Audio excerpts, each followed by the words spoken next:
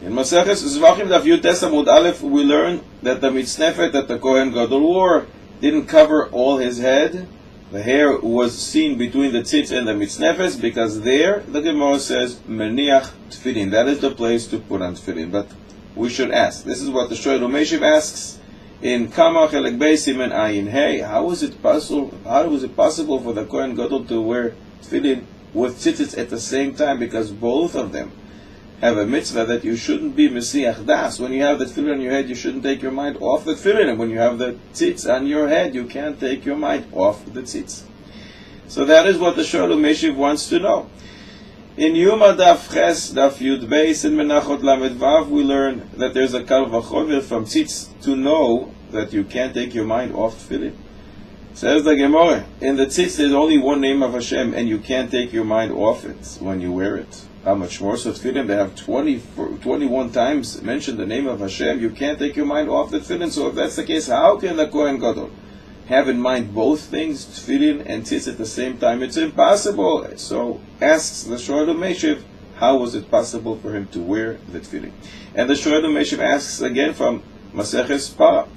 It says in the Ravid Maseches Para that when he fills up the water, Mayim Chaim, to sprinkle from the ashes of the Para Aduma, he cannot take his mind off it.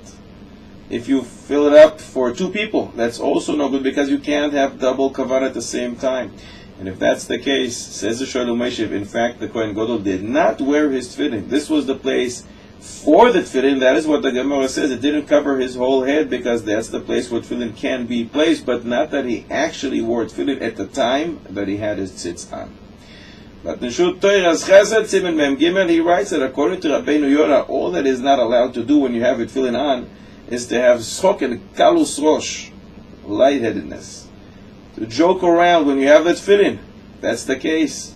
The Kohen Gadol can, in fact, wear the tzitz and the tefillin at the same time, because when he is wearing the tzitz, he is not making rosh corresponding to the tefillin. That's not a problem. He's not joking around. And even according to the Ramban, who maintains that one cannot take his mind mamish off the tefillin, Shagas Ali already writes in Siman Mem that the Isur of Hesach Hadas has a shear of the time it takes you to walk the distance of 100 Amma.